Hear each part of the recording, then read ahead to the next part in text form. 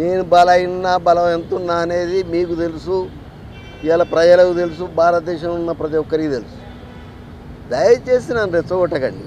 నేను మొదలే చెప్తున్నా, నేను బలహీనుని కాదు, సాగుకు భయపడా.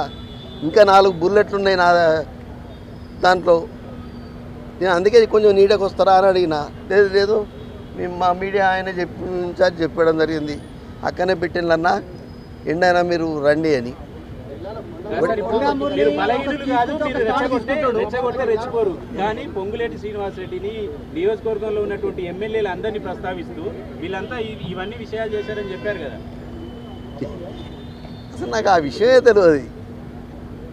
మరి మీరే సృష్టిస్తానేమో కానీ నాకు ఆ విషయం కూడా తెలియదు. ఒకటే మాట చెప్తున్నా మీకు, కాంగ్రెస్ పార్టీని గౌరవిస్తా అని చెప్తున్నా.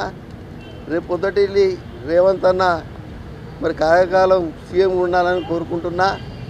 ఈడ బీసీ నాయకుడు మరి మహేష్ అన్న రేపు ఇంకా పదవులు రావాలని కోరుకుని గాంధీ భవన్కి రావడం జరిగింది.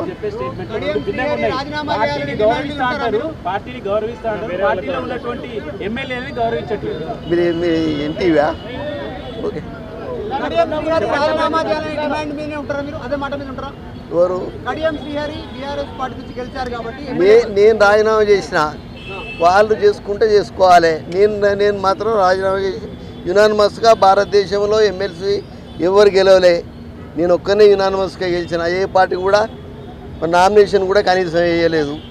అయినా బయటకు వచ్చినప్పుడు నేను రాజీనామా చేసినప్పుడు ఆ రోజు మరి ఎవరైతే గౌడు మన టీఆర్ఎస్లో ఉండే ఆయన చెప్పిండు మా చైర్మన్ గారు, బీసీలల్లా నువ్వు ఒక మొగ్గుని అన్నా అని. అర్థమైంది కదా. ఈ బీసీలను నువ్వు ఓరకపోతే ఎట్లా? మీరు కూడా మమ్మల్ని కావాలని రెచ్చగొట్టుకుంటా. దయచేసి బీసీలను గౌరవించండి. బీసీ అది వాళ్ళకి ఎన్ని ఇబ్బందులు ఉన్నాయో నాకు తెలుసు. నేను మొన్న కూడా మాట్లాడినా, నేను అక్కడ వరంగల్లో మాట్లాడినా. మాకు తెలుసు అణగారిన వర్గాలు ఎలా ఉంటాయి. గత 45 ఏళ్ళ బట్టి నేను వాళ్ళ కోసమే పోరాడుతున్నా. నా పేరు కొండా మురళీధరరావు పటేల్ ఉంటే నేను కొండ మురళి అని పెట్టుకున్నా. నాకు మాఫీ మీకు ఒకటే చెప్తున్నా, ఫోటో కేసులో టాడా కేసులకే నేను భయపడలే. దేనికి మాఫీ చేసుకున్నందుకు కాదు. కాంగ్రెస్ అంటే నా ప్రభావం తగ్గితే ఇంతెందుకు, మీరంతెందుకు రావాలి? మీరే చెప్పండి దయచేసి.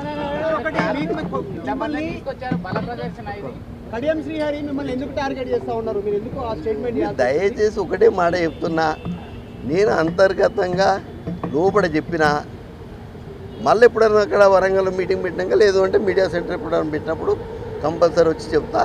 కాంగ్రెస్ పార్టీ అంటే నాకు గౌరవం ఉన్నది, మహేష్ అన్న అంటే గౌరవం ఉన్నది, రేవంత్ అన్న అంటే గౌరవం ఉన్నది.